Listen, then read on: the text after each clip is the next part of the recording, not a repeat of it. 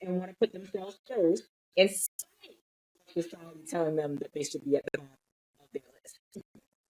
She is also an international best-selling author, a mompreneur with a busy 6-year-old, and a multiple six-figure business owner. She is dope, y'all. And she's from Trinidad. So I had to throw that out there. So without further ado, I want to introduce you guys to Miss Isha Herbert David. Thank you for that wonderful introduction, Nadine. And of course, had to slide in. And she's from Trinidad, y'all.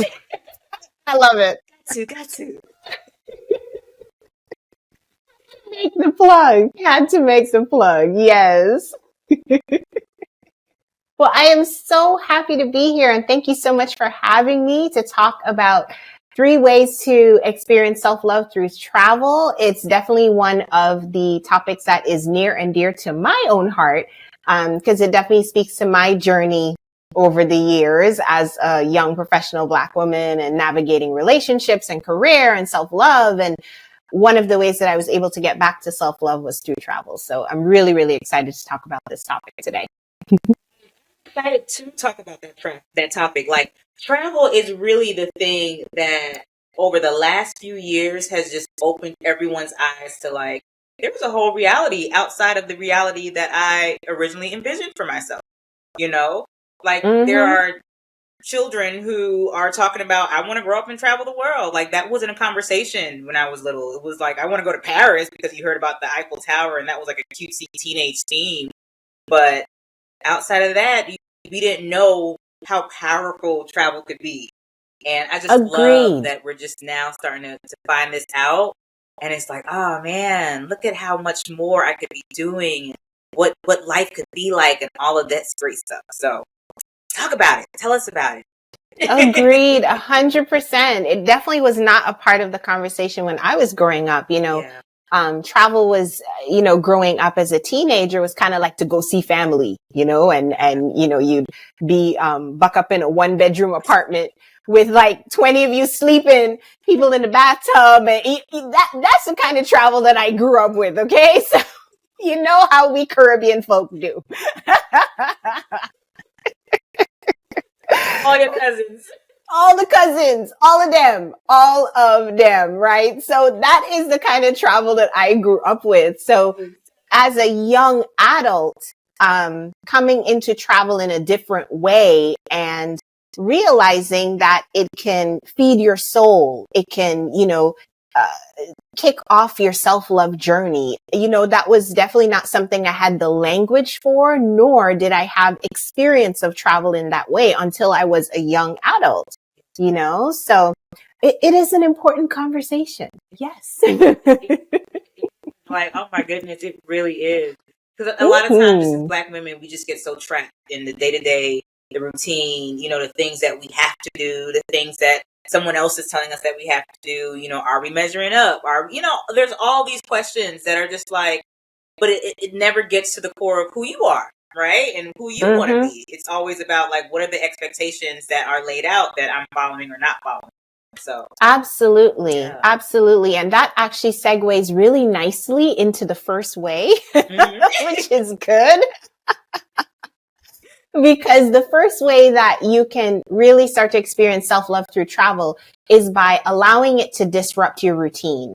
And as you were saying, you know, we kind of give in to those expectations and our routine and what we are supposed to do, you know, and that whenever I talk about those kind of topics, it brings me back to me when I was in my 20s.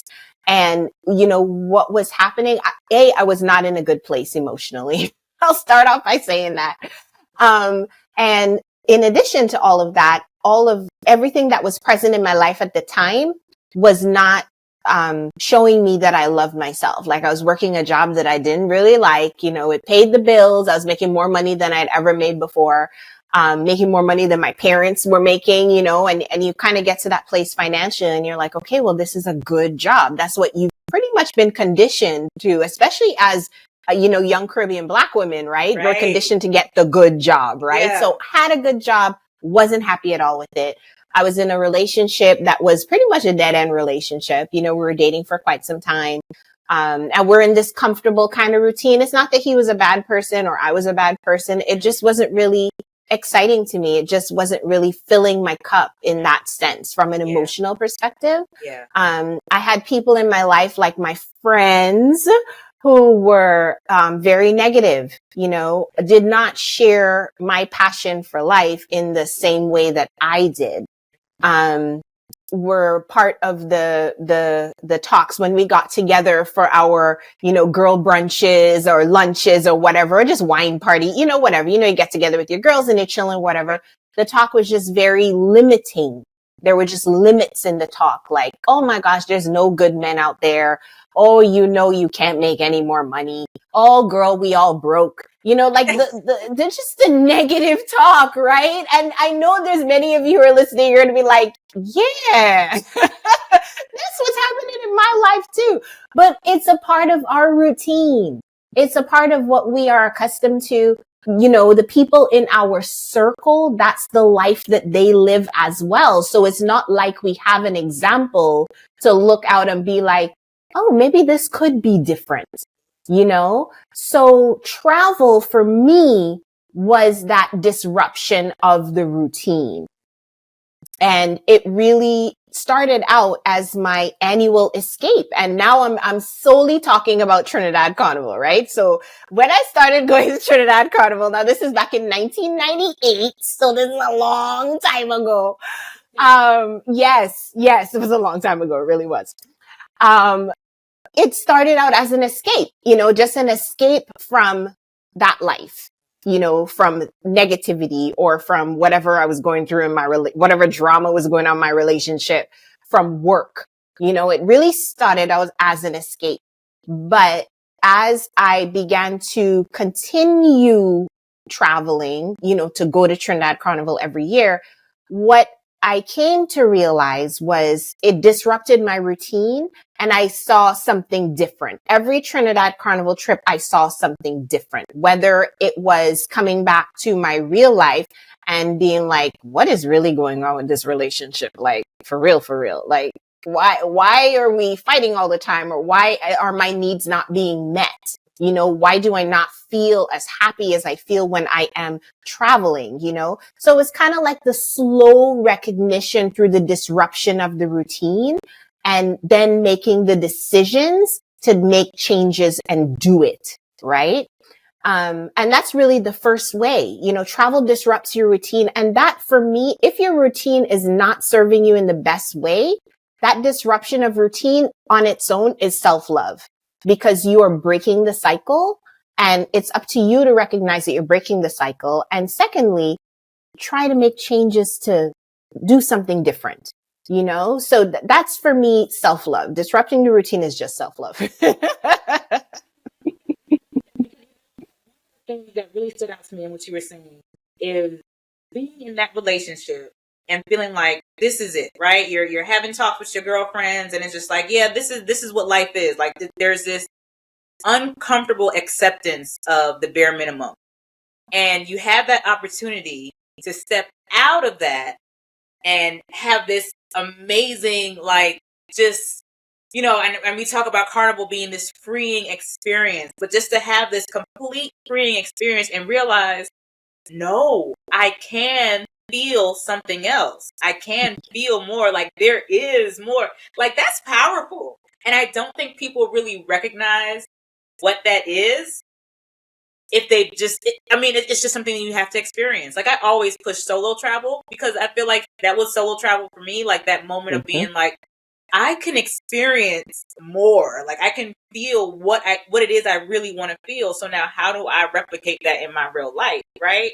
Absolutely. And like, oh my goodness. Like the fact that you won't be able to really see it until you see it is, I don't know how to explain it, but it's deep. Yeah, it really is. No, it really is. They always say, there's this whole thing about representation, and seeing yourself reflected, whether it's on TV or social media or whatever, in a different situation than where you are in. And that's where I was in my 20s. I didn't have anyone around me who looked like me. who was doing something different, Okay. who was doing something positive. Yeah. Like I didn't have any entrepreneurs around me. I didn't have, everyone kind of worked a job. I was around single Black women. All of us were single. I wasn't single at the time, but I wasn't in a relationship where I was happy either. Yeah. You know what I mean? Yeah. So there's something to be said about that. Even as adults, I know we think of representation as something for little Black girls and little Black boys, but there's something about representation even for us as adults and as young adults, especially when we're just kind of getting started in the real world, Yeah. If you don't have that example, if you don't have that person that you can look at and say, they're doing something different, and that looks nothing like my reality right now. I want that. Right. Then it's really, really, really difficult to break out of that routine. Yeah. It really is, because you just don't have the example. So as you were saying, you can't see what you can't see. You literally can't see it because it's not in front of you, right? Yeah. It doesn't exist. It literally does not exist to you at all. Exactly. Oh, exactly. man. Yeah. That's a good one. That's a really good one. So disrupting your routine. Okay. Yeah. All right. So that's the first one. So the second way to experience self-love through travel is by indulging yourself. And this is one of my favorite ones. Of course. Because what I found, in the pattern at looking at my travel and, as I got older, looking at the patterns of travel of people around me and then eventually my clients, when you travel, you allow yourself to do things that you wouldn't do in real life. You sleep more. That's a big one. You sleep more. Okay. You eat the dessert. You indulge in a nice meal or 2 or 3.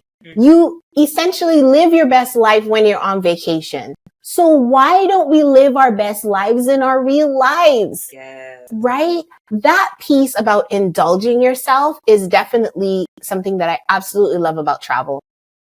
And it's all about showing yourself self-love through indulgence. Yeah. And I think part of it is because self-denial is such a part of our culture.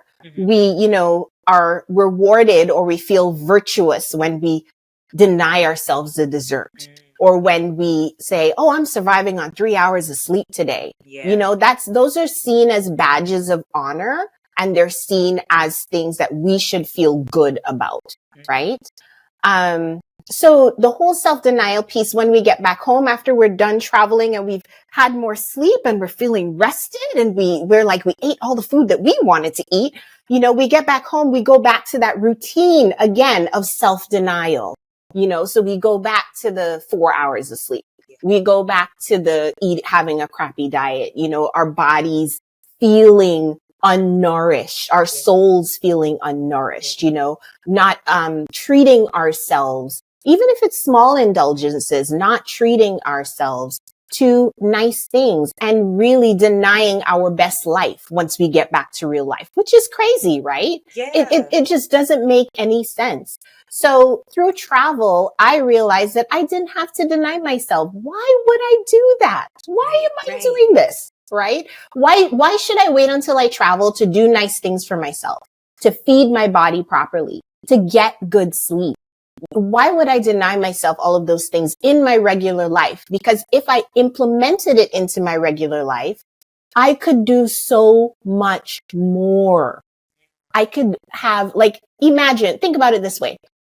Americans on the whole are sleep deprived.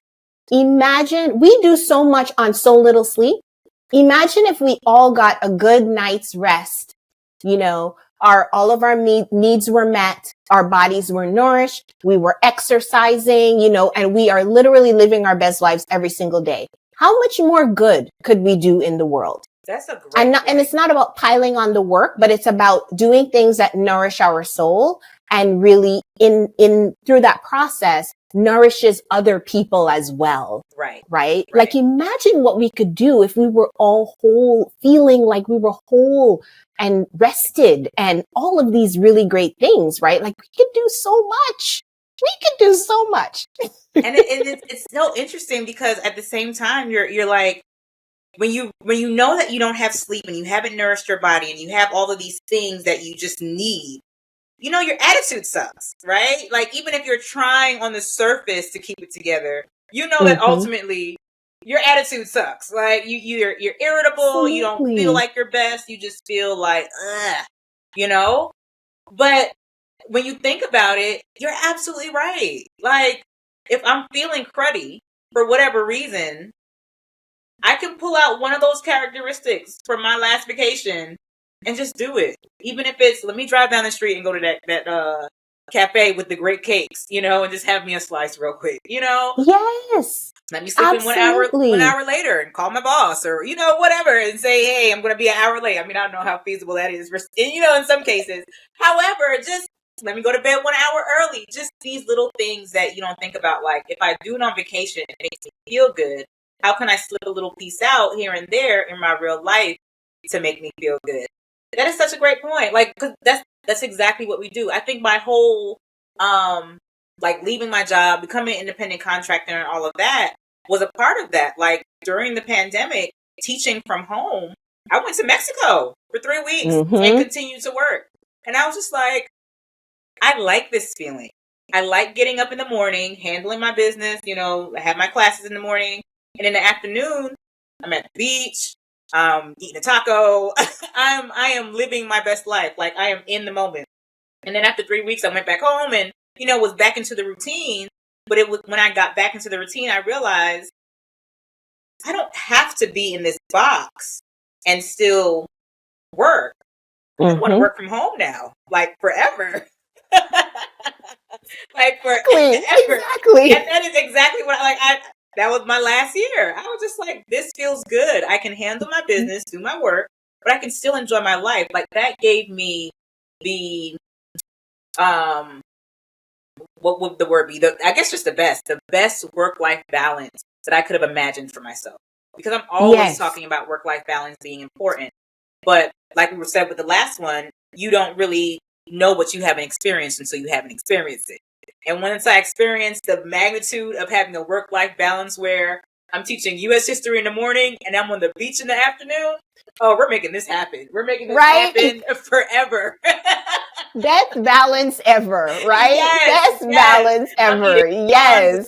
sides of my hand. If I was just regularly at home, I'd probably be eating one of those like little frozen peanut butter and jelly things. Mm-hmm. But now it's like okay, this is the life I want for myself. This is what I'm about to do. So we're gonna change Yes. some things around. We're gonna get this independent contractor thing going. We're gonna and 2 years later, I am still here. Here you are. Exactly. And for me, it was a very similar trajectory too, Nadine. Mm-hmm.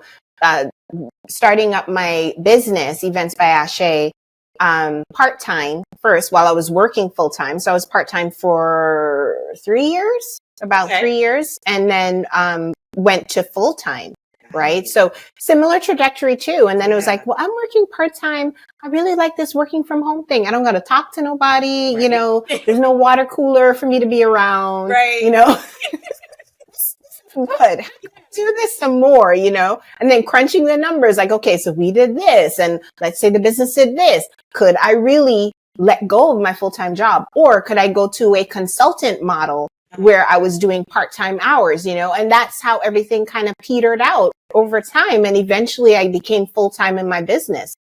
But you're right. It was following that good feeling, following what started out as an indulgence, because really back then working from home, like 2012, even 2015, working from home was like an indulgence, right? Right. It was like you work from home. Oh, you're so lucky. Yeah. It was No one ever really an thought indulgence. about it. It was like, oh wow, that's cool. And that was kind of the end of it, Yep. Exactly. Exactly. So again, it was following that good feeling and, travel gives us that window, right? Into seeing, okay, I like this. This was an indulgence when I was traveling. So how can I bring that back home? And for me, there was definitely the work from home factor. Yes, for sure. Yeah. But it translated into other parts of my life that I didn't really expect. Like I was like, so why do I have such a good night's sleep at hotels? And then I was like, is this something to do with the bedding? Right? Is the bedding really nice? And I was like, oh, there's pillow tops. What is that? I got a pillow top for my bed, got some new pillows. I was like, oh, this is great. Like, Yes. this is what they do in hotels. Okay, so now I can sleep better at home. Yeah. You know? So it just started with little things, just little things. But again, it's all about that picture of, you know, what is your best life? And a really great clue for that and giving yourself self-love is when you go on vacation, when you travel. Because again, that's the time when we're like, I'm living my best life. I'm on vacation. I'm going to do this. I'm going to do that. So what are those small things that you, or big things that you can bring back from your travel to your regular life? Yeah. Yeah. I Yeah. love that. I love that. I mean, you have to figure out how to create the life that makes you the most comfortable. And when you're finding pieces of that, slices of that, Mm-hmm. as you go outside your comfort zone, you got to bring it back. And I don't You do. know, even in having this conversation, I don't know if I ever even thought about it like that. I think some of those things I've naturally done, even just with Mm. artwork, you know, like this. Mm-hmm. This is I love that. Oh my gosh. streets of Every time I see Cartagena. them, I'm just like, oh Streets yes. of Colombia, you know, like, oh my goodness. And a lot of my artwork around my house is like from different countries or Travel. whatnot. But Mm-hmm. it's like a natural, like, reminder when I walk past different things. Like when I see this every day, I'm like, oh yeah, Colombia, that was great. You know, it just kind of, Yes. you know, Yes. but I never really thought to outline it the way you just did. Because Mm-hmm. now you can share that with other people. Like, hey, this is what you can do. You know, especially those who are scared Yes. to travel. You know, who are like, well, what Yes. would I try? What would I get out of it? Well, this is an example. Right? This is a There's a perfect very solid example. example. Like, Example. Like you can take slices from everywhere and then create a whole, you know, new life for yourself, new reality for yourself. I love that. absolutely. Yeah. Because even those small changes, as you know, Nadine, I mean, we're talking about the artwork and I have examples here too from Trinidad and stuff. And I'll give you a story in a second. Okay. But, even those small changes, that give you that happy little jolt. As you go about your day, as you say, you pass by your artwork and you remember and you smile, and it brings you back to that place.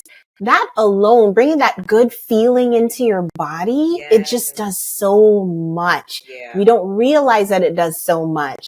But, chronic stress is real. Mhm. Stressful lives are real. Yes. And if you can even bring that little glimmer of your day where you're like, oh, you look at that artwork and you're like, oh, I remember my trip to Colombia. It was fantastic. I saw your Instagram reel of you dancing, Yeah. like all that stuff. You bring back all those really Yes. awesome memories, Yeah. right? Yeah. So even that little glimmer, it just does so much. It feels good in your body. Yes.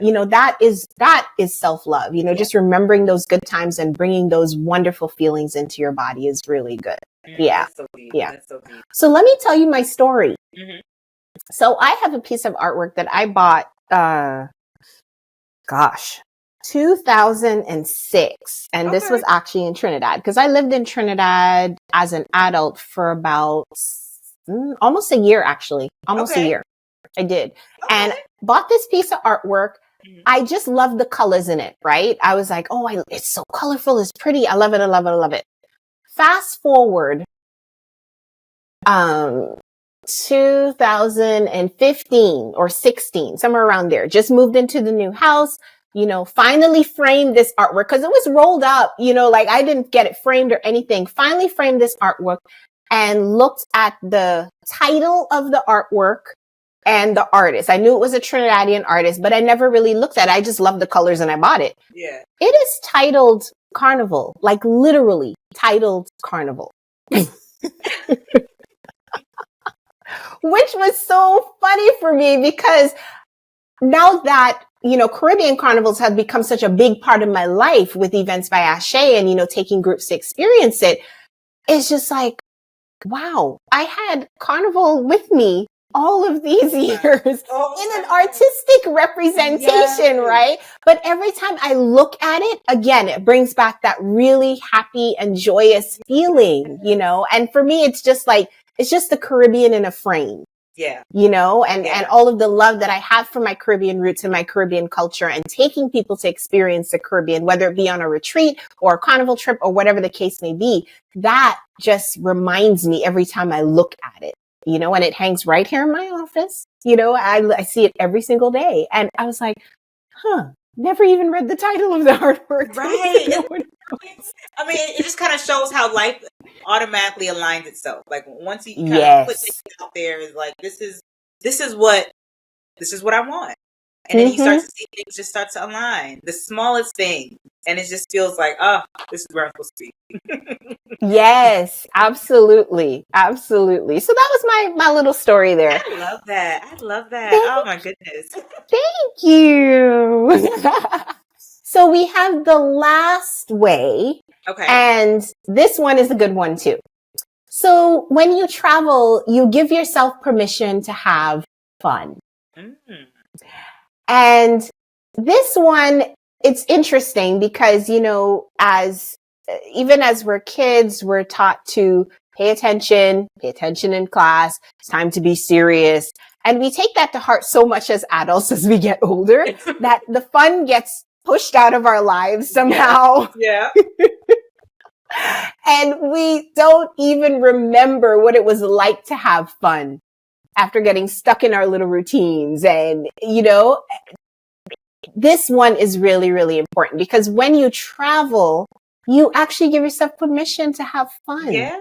Yeah. You really do. It's strange. We don't give ourselves permission to have fun in our regular life, but we give ourselves permission to have fun when we're on vacation. You know, you let loose when you're on vacation. You find fun things to do. Oh, what can I get into today? You know, what tour am I going to go on today? Yeah. Oh, let me go river rafting. Oh, let me go get a, you know, mud bath somewhere. You know, like we think about all of the fun things when we're on vacation. We laugh more. We feel lighter. You know, and the more fun you have, the more good feelings you have in your body, the more you're laughing, the more you're releasing and relieving yourself of all that stress. That is a very radical act of self-love, especially as an adult. Right? Yes, I would That is agree. really what I think of as the gift of self-love. You know, laughing, having fun, enjoying yourself. That's a gift of self-love. You know, you're giving yourself permission to feel all of those good feelings and to feel joy and to feel unrestrained by the, you know, shackles of society. and that's the power of travel, right? That's the power of travel. That is definitely it. I would so agree. It's so interesting because why don't we give ourselves the permission to have fun? You know what I I mean? know. It's like you said in the beginning. We have this trophy, this denial trophy, or this denial badge that we love to walk around with. Like, I've denied myself this, and now I am great. And it's just like, but no, you're not happy. You're not happy. You're so unhappy, right? You know, like, yeah, you have 3 hours of sleep, but now you're cranky and you're rude and you're mean, and I don't even want to be around you. So go to sleep. Right? You're taking it out on everybody else. Like, seriously. Go so get some sleep. really Take a nap. Right. Right. So giving yourself permission to have fun on vacation really should start to lead back to, I need to give myself permission to feel what I felt on vacation every day. Home. You know? Every single day. Possible. Yeah. Absolutely. And for this may, you know, strike a nerve with some people. I'm not talking about Netflixing for 5 hours. Okay. No. I think as North Americans, our ideas of fun have become so streamlined and so, frankly, basic. Gotcha. They've become so basic, right? So it's what is convenient as opposed to what is actually fun, right? What is actually making you feel good, making you laugh, making you smile. So no, I'm not talking about a Netflix marathon. No. I'm not talking about scrolling through Instagram on your phone, scrolling through reels. That's not what we're talking about here. We're talking about true, genuine fun, whatever that looks like for you. And I'll give you a personal example. For me, it's more about indulging in my hobbies. Like, I love doing puzzles. I love sewing. I love creating with my hands, right? That is, for me, that is fun. And it works a different side of my brain, right? But whatever it looks like for you. And if you're thinking, I don't even remember what it's like to have fun, that is okay, because by being open and being curious about what is actually fun for you and trying new things is actually self-love too. So that is just fine. Oh, I love that. I absolutely love that because yeah, I love that. I think that the opportunity to just kind of sit with the things that really immerse you in feeling good is different than sitting and kind of zoning out. And Yep. you're right that there is a difference there. And I think sometimes when we look at media, and that's all media, streaming media and social media, but when we get caught up with media, it's really a more of an escape, like I don't want to say mindless escape because it sounds so bad, but it's I know, right? It's a mindless escape. It can be fun for a little while, but it's a of course there's funny reels and things like that, but it doesn't require you to really find the core of what brings you joy. It just requires you to watch someone else's joy, watch what someone else is doing. Maybe you are laughing at that or entertained by that, but it does not really give you the source of your own joy.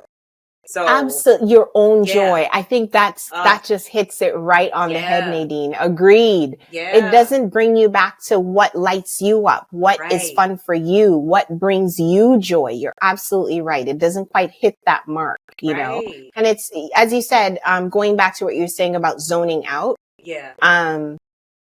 There's times where I feel like some of these forms of entertainment have almost turned us into zombies, or it's trying to turn us into zombies. Oh, yeah.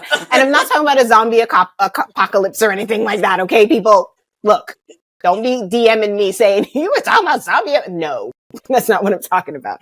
What I'm talking about is the whole zoning out piece and being completely disconnected emotionally from the activity that you're taking part in, right? Whether it's scrolling through social media or, zoning out in front of Netflix. And those things have their places, right? Yeah. They have their places, but that should not be the only source of your fun. Yeah. Please don't let that be the only source of your fun, right? Because that in itself is limiting, right? Because now you're limiting physical movements, you're limiting your interaction with the world around you. Like, it's just limiting. And it doesn't require you to do anything. And it does not require your engagement, right? It does not require your engagement. Oh, I love that. In real, true social interaction where you're talking with somebody requires engagement. Right. You're being completely engrossed in putting together a puzzle or doing a craft or doing something with your hands requires engagement, right? So the zoning out does not require any engagement at all. No, it doesn't. And then you kind of lose yourself in that because you're kind of overly entertained with what else is going on with other people. But I do feel like there's also the side where those other people are living their lives to entertain you and you're missing yours. Absolutely. You are completely a passer, standby, or what's the word I'm looking for? You're standing by in your own life while you're watching everybody else live theirs. Yes. Right? Yes. Yeah. Yes. And the other piece, and I know this will strike a nerve as well. So I might as well say it. Go ahead. probably pissing some people off with this segment. But yes, the other piece that I wanted to mention was a lot of us complain that we don't have enough time. You have time for what you want to make time for. That's true. I'll say it again. You have time what you want to make time for. That's so true. It's so true. It's so true.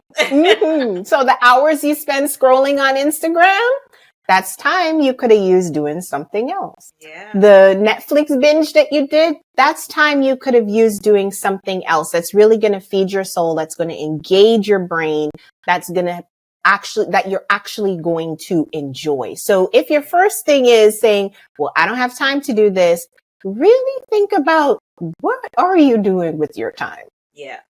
Yeah. Mm-hmm. Yeah, it's so true. That is so true, because it's like, sometimes we get overwhelmed, and we want that minute of just like, okay, I don't want to think about anything. Let me just scroll. Let me just do something. Absolutely.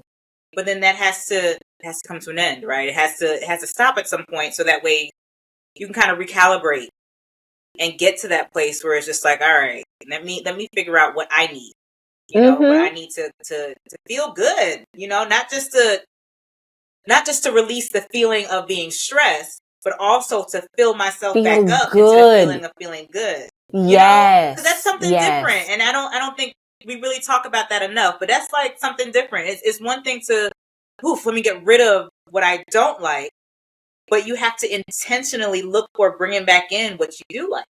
Yes. And I love that. I Absolutely. feel like giving yourself permission to do that on vacation then should open your eyes to, how can I do that back in my regular life, my day to day. Yes. Yes. Yes. Okay, Isha, you Exactly. gave us all the gems.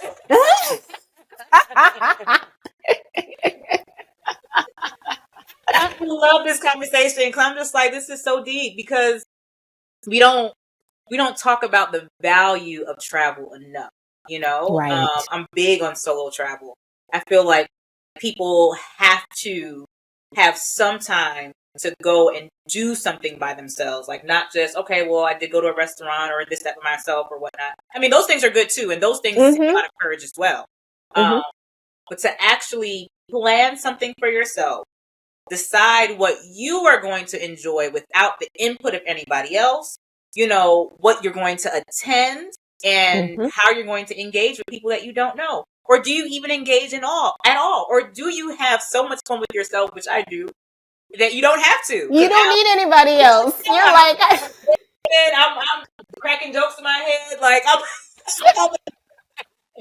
and it might be weird to the outsider who has never experienced, enjoying being by themselves. Yep. But it really is an opportunity for you to find that center of joy.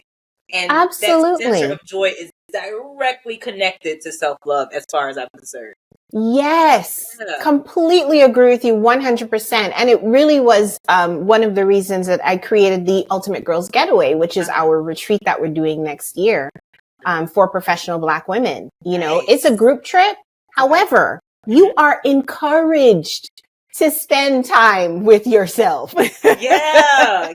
Right? We have those pockets of time, because the intention of the trip is for you to not need a vacation from a vacation. Okay. And it's also to all of the re's, as I like to call them, to recharge, to reset, revitalize yourself, and really get back to the core of your joy, like whatever that is, right? We just have so many demands on our time, as we were talking about time, including self-inflicted demands on our time, hence scrolling on Instagram or binging Netflix, that we don't have the space to really get back to that core of our joy. And I like that term, Nadine. I really do. The core of our joy. Yes, absolutely. Oh I love that. This sounds amazing. Okay, so give us some more information on that. Like, how can we sign up? Like, Yes, definitely. So all of our information is on our website at ultimategirlsgetaway.net. And on our website, you can actually sign up for a full YouTube series on these 3 ways to experience self-love through travel.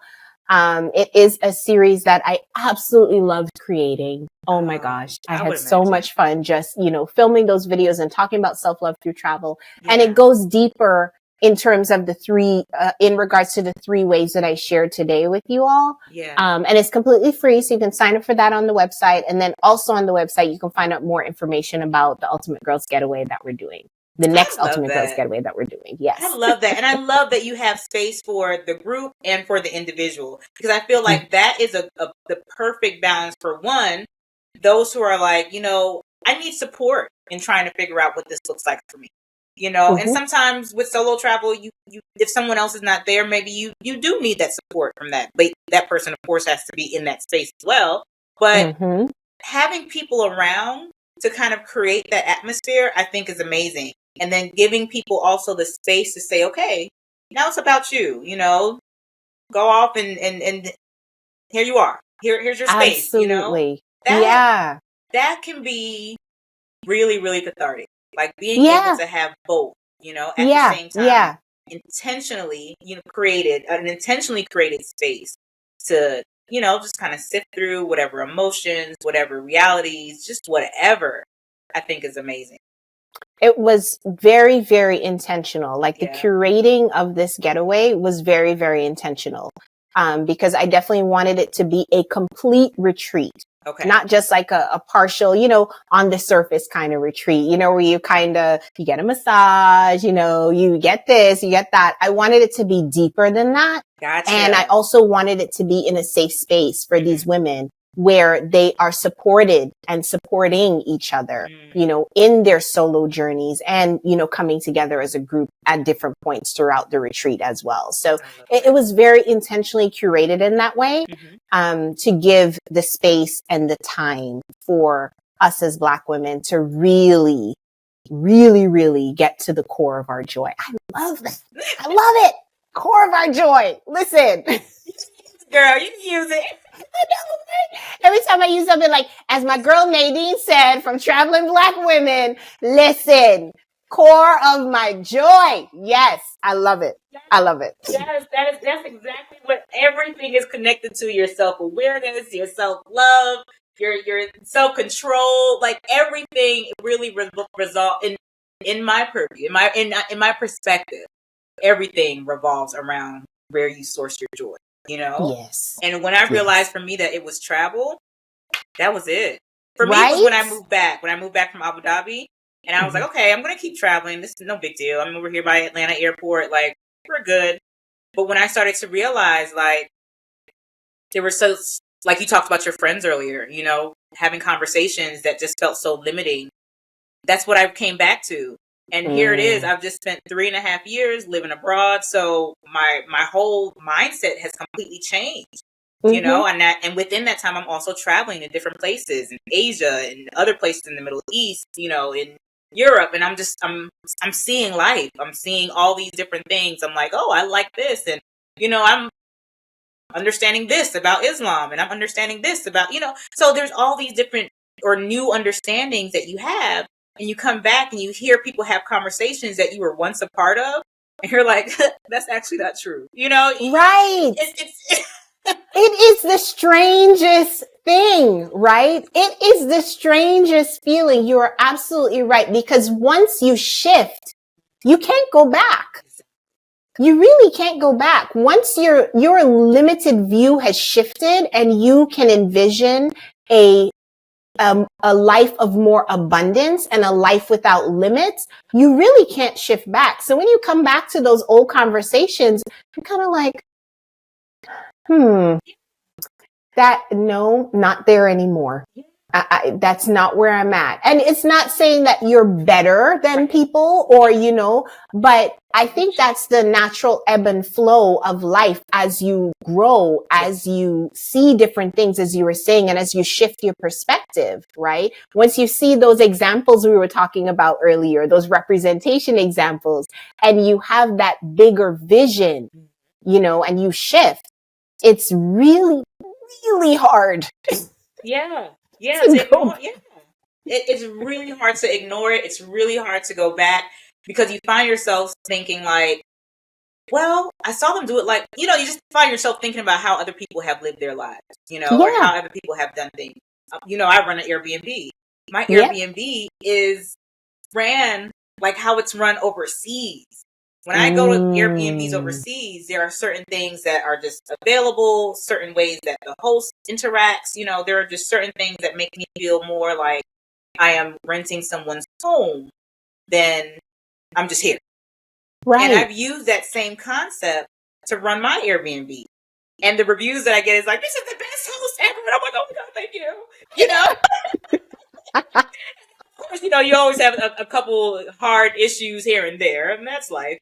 But, I love when I get that feedback that's just like, wow, you were such an amazing host, or wow, thank you.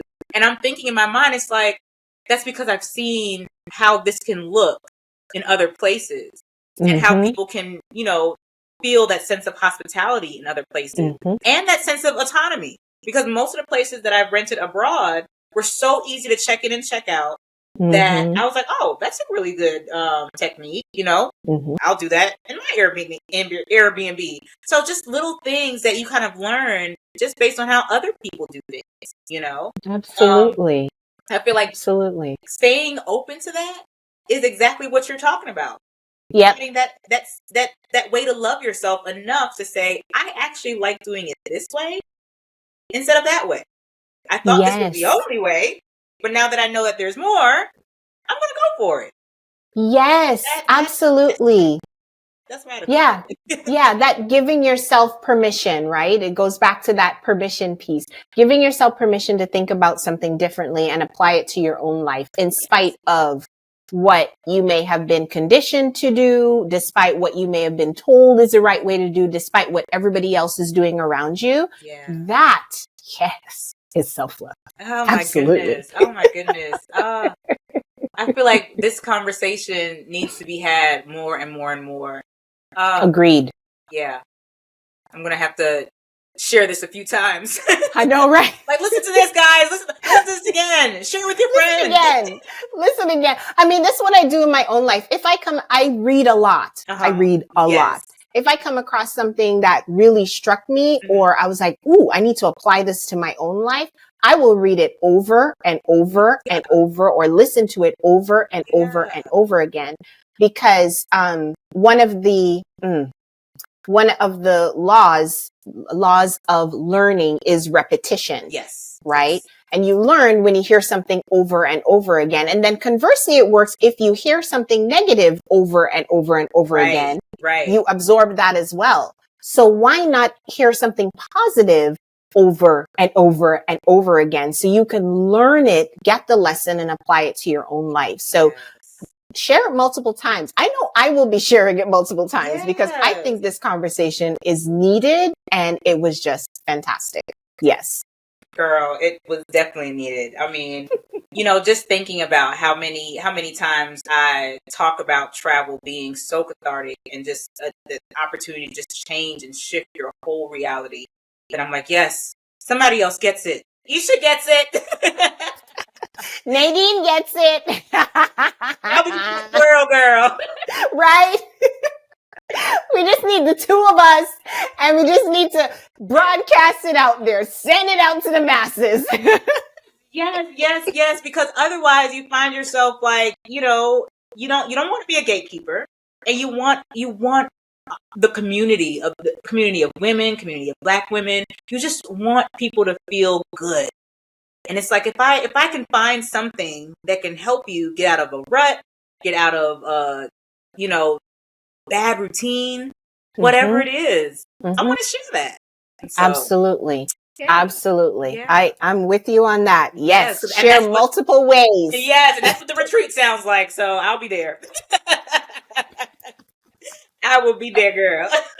Absolutely. I love it. Well, Miss Isha, I thank you so much for this amazing conversation. This was great. I really feel like, we touched on a lot of things that aren't talked about too often in travel. Like kind of the deeper side of travel. Like, of course, travel is pretty and nice, and look at the blue water, and I got this little tiny bikini, and all the other things that draw people to travel. But ultimately, there's a whole deeper side that I think we really need to continue to consider, so that way we can kind of get out of our own limitations. I posted on Threads the other day that part of my purpose with traveling Black women is to get us away from the double consciousness that we all live through. Just the idea of like, this is how the world sees me, so this is how I'm supposed to be. And we don't recognize that we do that consciously. Not a lot of us, when we have conversations like this, then it starts to open our minds or our eyes at doing this. But really, we don't really think about it. We're always looking at ourselves through someone else's expectations, just like we said in the beginning. So to be able to kind of peel back those expectations and get to the core of like, this is what I want, what I need, whatever out of life, and just figure it out and just feel better and feel good and whatever else, is something that really needs to be put on the forefront a little bit more. So, so I agree. I agree. And that whole double consciousness that you were talking about, the whole piece about living authentically, Yes. living that single consciousness life, right? Yeah. Where you are yourself. Yes. Because that is more than enough. Yes. Right? It is more than enough. Right? Oh, yes. Yes. And, I know, right? Because I'm about to go down a whole rabbit hole. I'm about to go down a whole rabbit hole again. So I'm going to say, you're welcome, Nadine. And thank you for having me, because I'm about to go down that whole authenticity piece. Girl. Woo! Well, we can do this again, and we can jump into that again and do a whole other hour and jump into all of that again. I would love it. A whole other topic, right? Right? It's literally a whole other topic. But it is another topic. It's connected, though. It's definitely connected. Yes, it is. All right, y'all. Well, thank y'all so much for tuning in. And as a final inspiration, I have a quote from Audre Lorde. You probably already know it. But caring for myself is not self-indulgence. It is self-preservation. So I'm going to repeat that first part again. Yes. Some of you may already know it, maybe not. But if you don't, write it down. Caring for myself is not self-indulgence. It is self-preservation. And that is an act of political warfare. I'll let you marinate on that. Feel that out. See what that means for you, how that feels in your body. And that's it. So thank you again, Isha, and thank y'all for tuning in. Thank you for having me.